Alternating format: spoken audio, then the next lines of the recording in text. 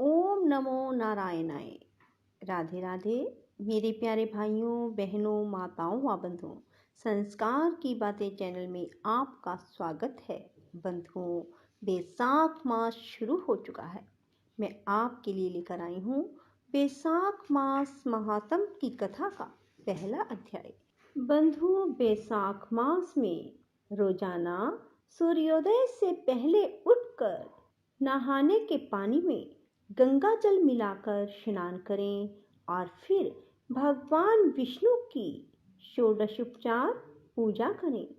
बंधुओं, उसके बाद भगवान को फूल अर्पित करें, तुलसी दल अर्पित करें। उसके बाद बैसाख मास महात्म की कथा सुने और साथ ही बांदरी की कहानी बैसाख मास में रोजाना सुने। बंधुओं, मैं अपनी आने वाली वीडियोस में 2-3 कहानी और लेकर आऊंगी, उन्हें भी रोजाना सुने। यदि आप बैसाख मास में इतना करते हैं तो भगवान विष्णु की आप पर अपार कृपा बरसने लगेगी।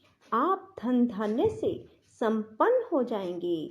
जीवन में कभी भी आपको धन की कमी नहीं रहेगी, मान सम्मान की कमी नहीं रहेगी। बंधुओं, यदि आपने हमारे चैनल को अब तक सब्सक्राइब नहीं किया तो जरूर करें और बेल आइकन दबाना ना भूलें, ताकि आपको हमारी आने वाली सभी वीडियोस की जानकारी सबसे पहले हो सके।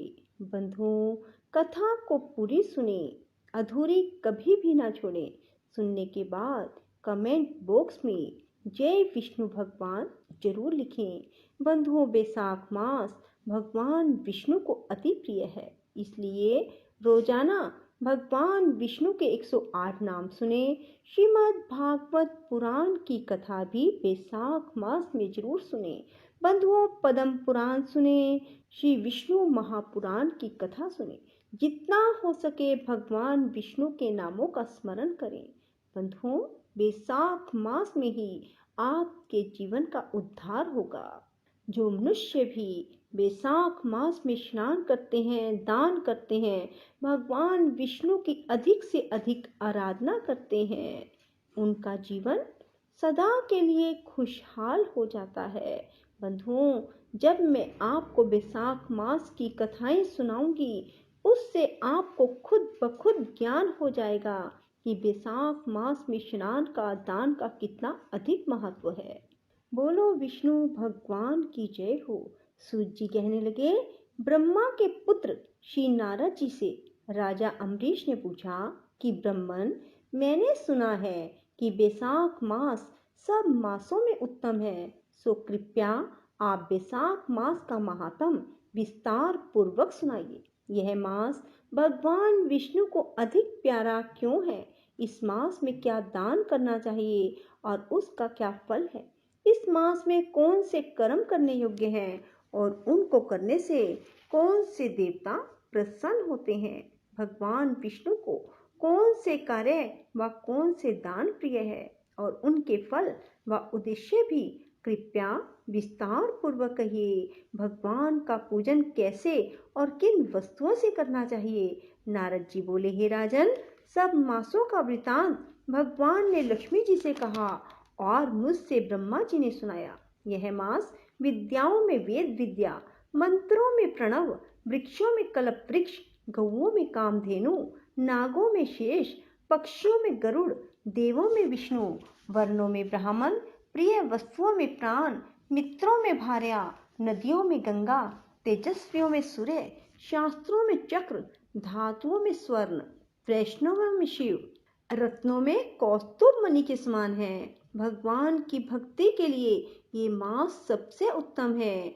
मेष राशि की संक्रांति अर्थात बैसाख मास में जो सूर्योदय से पहले स्नान करता है, उस पर भगवान लक्ष्मी सहित सदा प्रसन्न रहते हैं।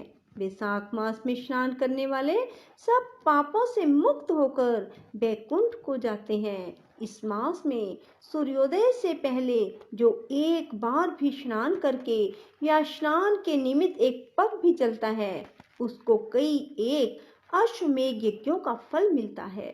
वैशाख मास में नगर से बाहर थोड़े से जल में भी स्नान करने से यम आज्ञा से उनके पापों का फल नष्ट हो जाता है। विष्णु भगवान की आज्ञा से वैशाख मास में सूर्योदय से 6 घड़ी तक सब तीर्थों के अधिष्ठाता देवता जल के बाहर मनुष्यों के हित के लिए ठहरते हैं, परंतु इस समय तक जो स्नान के लिए नहीं आते उनको श्राप देकर फिर वह अपने धाम को चले जाते हैं।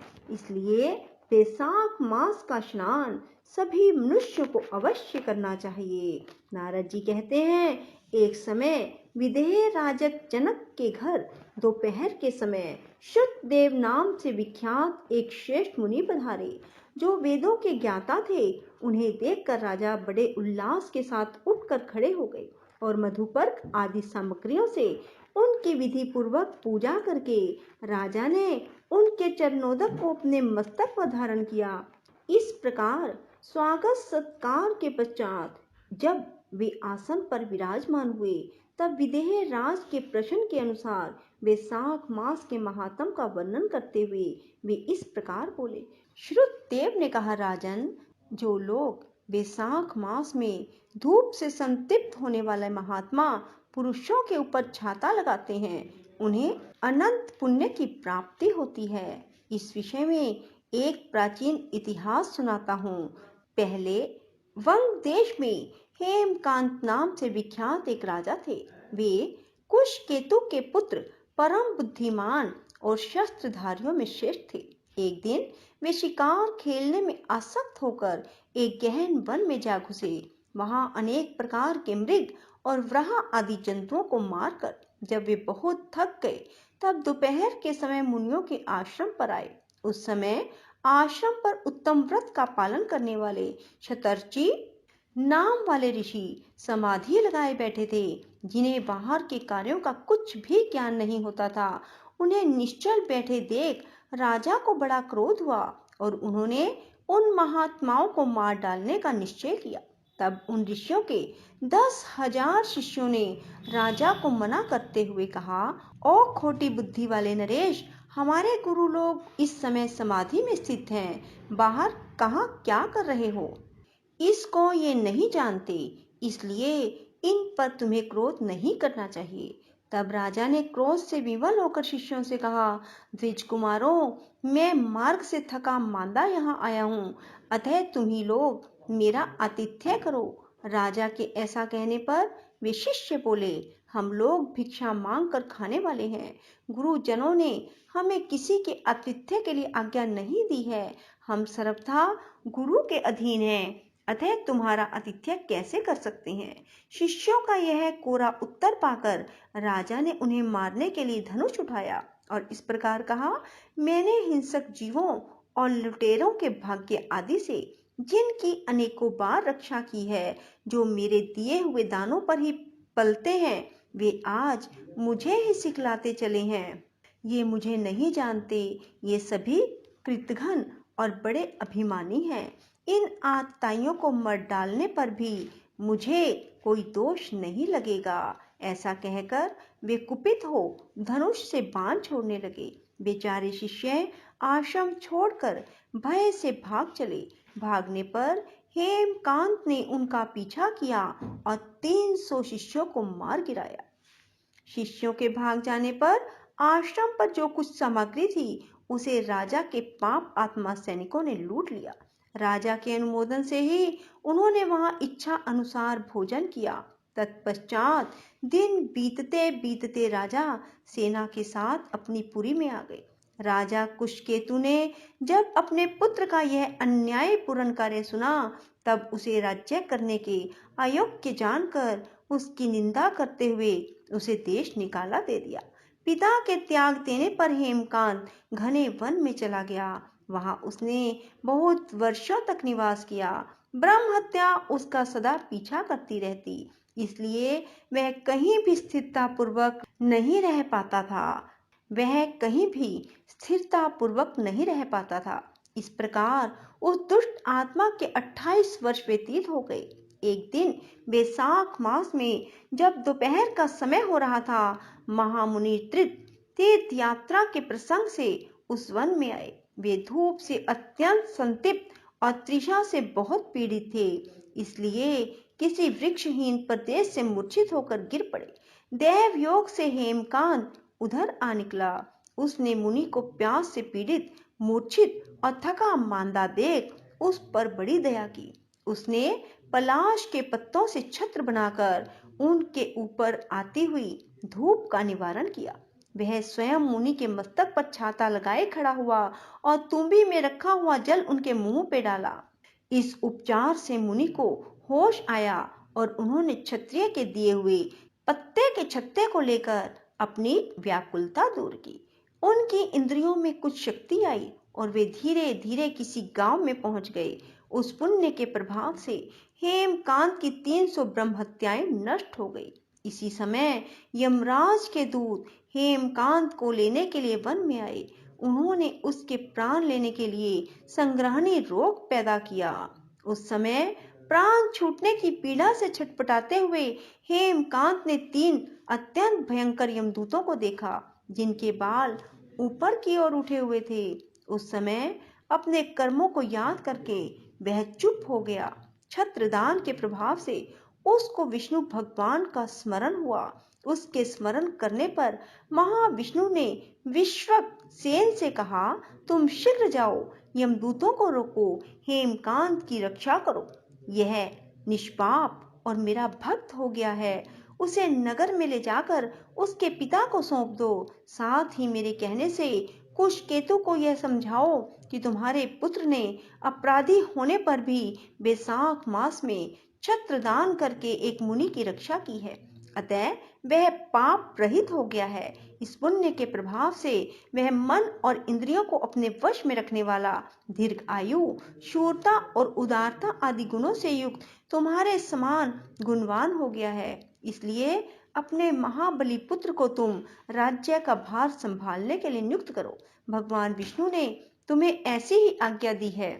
इस प्रकार राजा को आदेश देकर हेमकांत को उनके अधीन करके यहाँ लौट आओ। भगवान विष्णु का यह आदेश पाकर महाबली विश्वक्सेन ने हेमकांत के पास आकर यमदूतों को रोका और अपने कल्याणमय हाथों से उसके सब अंगों में स्पर्श किया। भगवत भक्त के स्पर्श से हेमकांत की सारी व्याधि क्षण भर में दूर हो गई। इसके बाद विश्वक्सेन उसके साथ राजा की पुरी में गए। उन्हें देखकर महाराज कुशकेतु ने आश्चर्य युक्त हो भक्ति पूर्वक मस्तक झुकाकर पृथ्वी पर साष्टांग प्रणाम किया और भगवान के पार्षद का अपने घर में प्रवेश कराया। वहां नाना प्रकार के स्तोत्रों से उनकी स्तुति और वैभवों से उनका पूजन किया गया। इसके बाद महाबली विश्वक्सेन ने अत्यंत प्रसन्न होकर राजा को हेमकांत के विषय में भगवान विष्णु ने जो संदेश दिया था वह सब कह सुनाया। उसे सुनकर कुशकेतु ने पुत्र को राज्य पर बिठा दिया और स्वयं विश्वक्सेन की आज्ञा लेकर पत्नी सहित वन को प्रस्थान किया। इसके बाद महामना विश्वक्सेन हेमकांत से पूछकर और उनकी प्रशंसा करके श्वेत द्वीप में भगवान विष्णु के समीप चले गए। तब से राजा हेमकांत बैसाख मास में बताए हुए भगवान की प्रसन्नता को बढ़ाने वाले शुभ धर्मों का प्रतिवर्ष पालन करने लगे। ब्राह्मण भक्त, धर्मनिष्ठ, शांत, जितेंद्रिय, सब प्राणियों के प्रति दयालु और संपूर्ण यज्ञों की दीक्षा में स्थिर रहकर सब प्रकार की संपदाओं से संपन्न हो गए। उन्होंने पुत्र, पौत्र आदि के साथ समस्त भोगों का उपभोग करके भगवान विष्णु का लोक प्राप्त किया। बैसाख मास सुख से साध्य, अतिशय पुण्य प्रदान करने वाला है। पाप रूपी ईंधन को अग्नि की भांति जलाने वाला, परम सुलभ, धर्म, अर्थ, काम और मोक्ष चारों पुरुषार्थों को देने वाला है। राधे राधे, जय श्री कृष्णा। बंधुओं, यदि आपको हमारी ये कथा पसंद आए तो इसे लाइक करें और शेयर करना बिल्कुल ना भूलें। बंधुओं, जितना आप अधिक से अधिक शेयर करेंगे उतने ही गुना आपका पुण्य बढ़ता जाएगा। बोलो विष्णु भगवान की जय हो।